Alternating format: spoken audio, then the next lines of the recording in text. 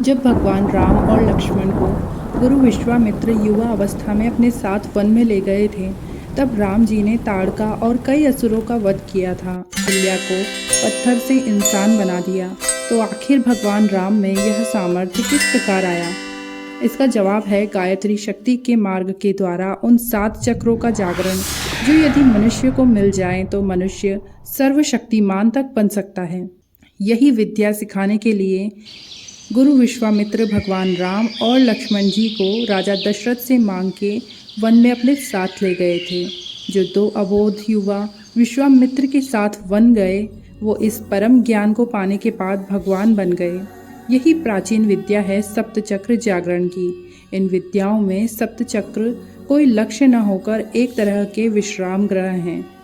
7 लोक जहाँ तरह तरह के प्रलोभन आते हैं, जिनको मनुष्य यदि धर्मशाला समझ ले तो वह अपनी मुक्ति की परम अवस्था को प्राप्त कर सकता है।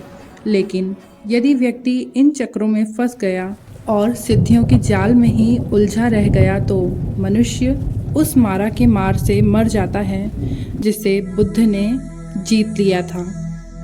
वीडियो शुरू करने से पहले यदि आपने अभी तक इस चैनल को सब्सक्राइब नहीं किया है तो चैनल को सब्सक्राइब जरूर कर दें। पुराणों में 6 चक्रों को शंकर जी एवं पार्वती के पुत्र षडमुखी कार्तिकेय के रूप में भी चित्रित किया जाता है। उन्हें अग्नि ने अपने गर्भ में रखा और 6 कृतिकाओं ने पालन किया। उम्र होते ही उन्होंने दुर्वाना दैत्यों को निरस्त किया और देव शक्तियों में स्वर्गीय क्षेत्र का आधिपत्य स्थापित किया। साधना द्वारा जिन शक्ति संस्थानों को जगाया जाता है, जीवन के अनेक क्षेत्रों में जिनका चमत्कार देखा जा सकता है, उनकी संख्या अगणित है। पर इनमें 6 प्रमुख हैं जिन्हें षटचक्र कहते हैं। आज्ञा चक्र और सहस्त्रार दोनों को ही शक्ति चक्रों की श्रृंखला में गिन लिया जाए तो उनकी संख्या 7 है। महाभारत में अभिमन्यु को ऐसी ही व्यूह रचना में फंसा कर मार दिया गया था। जीवात्मा भी ऐसे ही चक्रव्यूह में जा फंसी होती है, जिसे कि भवबंधन कहते हैं, और इसी से छुटकारा पाने को मोक्ष या फिर मुक्ति कहते हैं। 7 चक्र, सहस्त्रार चक्र, आज्ञा चक्र, विशुद्धि चक्र, हृदय चक्र, मणिपुर चक्र, स्वाधिष्ठान चक्र, मूलाधार चक्र। मूलाधार चक्र अर्थात रूट चक्र, इसका रंग लाल होता है तथा इसे 4 पंखुड़ियों वाला कमल फूल भी कहा जाता है।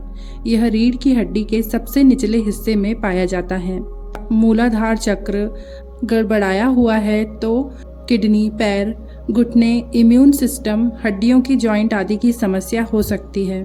कई बार घबराहट होना, साहस की कमी, शरीर में कमजोरी या नेगेटिव विचार तक आना संभव हो सकते हैं। इस चक्र के बैलेंस होने पर व्यक्ति के जीवन में जीने की इच्छा, व्यक्ति वर्तमान में जीने लगता है, सुरक्षित महसूस करता है, निर्णय लेकर उन निर्णयों पर टिके रहने की अर्थात संकल्प शक्ति इंसान की बहुत अधिक बढ़ जाती है। दूसरा चक्र है स्वाधिष्ठान चक्र, जिसे कि सैक्रल चक्र के नाम से भी जाना जाता है। यह चक्र ऑरेंज रंग का होता है। 6 पंखुड़ियों वाला कमल फूल इसे कहा जाता है। यह नाभि के 2 इंच नीचे स्थित है। इसका प्रभाव sexual organ, liver, kidney, pancreas, adrenal ग्रंथि, रीढ़ की हड्डी का मध्य हिस्सा होता है। यदि आपका यह चक्र इम्बैलेंस है तो यूरिन से संबंधित समस्याएं, निःसंतानता, नशा करने का मन, ड्रग्स लेना, एलर्जी आदि की समस्या, अस्थमा तथा खाने से संबंधित समस्याएं हो सकती है।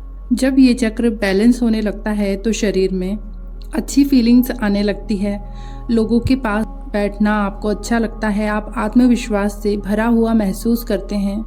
जीवन में आपको हमेशा कुछ नया करने का जुनून रहता है। तीसरा चक्र है मणिपुर चक्र, जिसका रंग की पीला येलो होता है।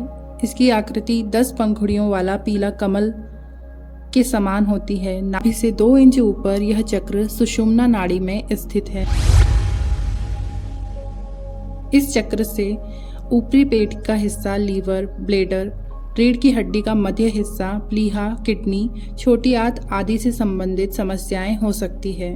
यदि इस चक्र को इंसान बैलेंस कर ले तो उसके जीवन में उच्च पद की प्राप्ति वह प्राप्त कर सकता है। यश तथा धन में वृद्धि होती है, दृढ़ निश्चयी इंसान हो जाता है तथा ज्ञान की प्राप्ति होना उसे शुरू हो जाता है। ऐसे इंसान का खुद पर आत्मनियंत्रण बहुत ही स्ट्रांग होता है। चौथा चक्र है अनाहत चक्र, जो कि हृदय चक्र के नाम से भी जाना जाता है। इसका रंग हरा होता है और यह 12 पंखुड़ियों वाले कमल की आकृति का होता है। इस चक्र का स्थान छाती के मध्य हिस्से में हृदय के पास है।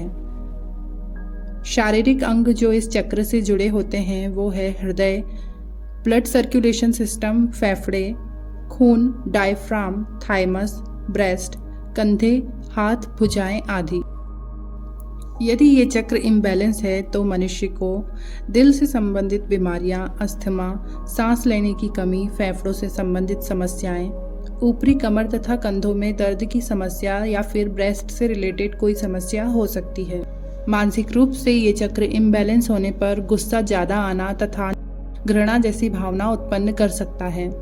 यदि हृदय चक्र बैलेंस हो तो परिवार तथा रिश्तेदारों के साथ रिलेशन अच्छे होंगे, दूसरे लोगों के प्रति प्रेम भाव होगा, व्यक्ति दयालु तथा मन शांत होगा, इंसान को प्रकृति से लगाव तथा दया की भावना होगी। पांचवा चक्र है विशुद्धि चक्र, जो कि थ्रोट चक्र के नाम से भी जाना जाता है। इस चक्र का रंग नीला, 16 पंखुड़ियों वाले कमल के फूल के समान इसकी आकृति होती है। गले के पीछे की तरफ यह केंद्र स्थित होता है।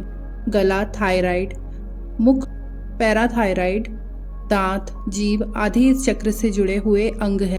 यदि ये चक्र इम्बैलेंस होता है तो गले, थायराइड, जीभ, आवाज और दांतों की समस्या इंसान को हो सकती है। साथ ही व्यक्ति अपने आप को एक्सप्रेस नहीं कर सकता, अपने आप को अभिव्यक्त नहीं कर पाता है, उसमें क्रिएटिविटी कम होती है तथा ऐसा व्यक्ति कम बोलना पसंद करता है। ऐसे व्यक्ति में निर्णय लेने की क्षमता भी कम पाई जाती है और लोग ऐसे इंसान की बात पर विश्वास भी नहीं कर पाते। विशुद्ध चक्र के बैलेंस होने पर कम्युनिकेशन ऐसे लोगों का बहुत अच्छा हो जाता है, वाणी में मिठास आने लगती है, लोग ऐसे इंसान की बात को ध्यान से सुनने लगते हैं, लोगों के सामने अपनी बात को कहने की हिम्मत आने लगती है और लोग ऐसे व्यक्ति की बात पर विश्वास करने लगते हैं। ऐसे व्यक्ति में गायन तथा भाषण की प्रतिभा भी विद्यमान होती है। छठा चक्र है अजना चक्र, आज्ञा चक्र। इस चक्र का रंग इंडिगो बैंगनी कलर का होता है। शरीर में यह चक्र दोनों भौहों या आंखों के मध्य स्थित होता है। इसकी आकृति 2 या 96 पंखुड़ियों वाले कमल फूल की तरह होती है। स्थान दोनों आंखों के मध्य। शारीरिक अंग जो इस चक्र से जुड़े होते हैं वो है दिमाग, न्यूरोलॉजिकल सिस्टम, नाक, आँख, कान, पिट्यूटरी ग्रंथि।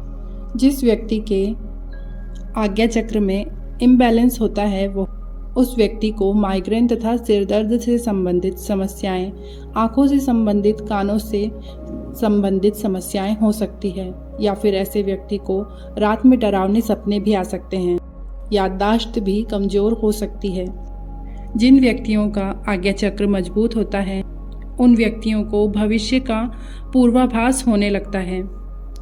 दूर बैठे अपने सगे संबंधियों से बिना फोन, बिना विचार के ही आदान प्रदान करने की क्षमता प्राप्त हो सकती है, जिसे टेलीपैथी कहते हैं। ये लोग दूसरों का दिमाग अच्छी तरह से पढ़ सकते हैं, मन से हमेशा आनंदित होते हैं और नए नए आविष्कार करने की क्षमता ऐसे लोगों में पाई जाती है। सहस्त्रार चक्र, क्राउन चक्र, जिसका रंग गोल्डन बैंगनी होता है। आकृति 1000 पंखुड़ियों वाला कमल। स्थान सिर के सबसे ऊपरी हिस्से में चोटी में स्थित।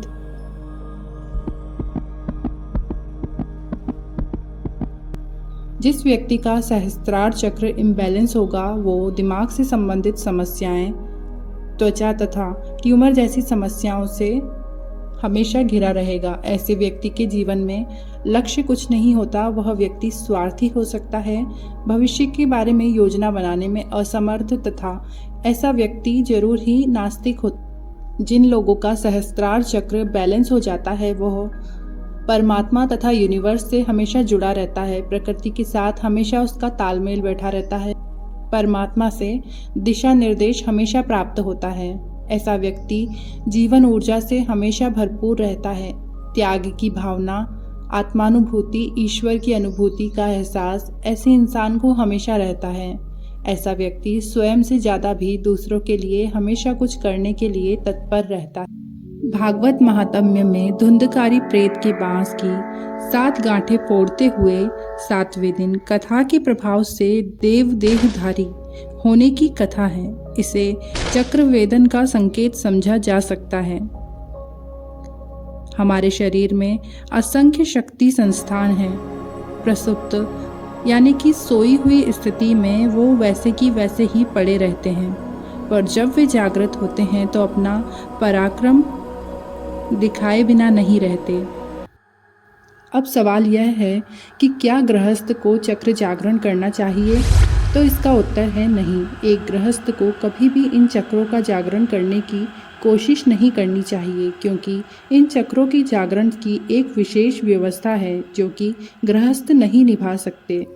हाँ, गृहस्थ इन चक्रों को बैलेंस कर सकते हैं, जिसके लिए नॉर्मल ध्यान, भक्ति या फिर गुरु मंत्र का जाप, प्रातः और संध्या वंदन का नित्य कर्म किया जा सकता है।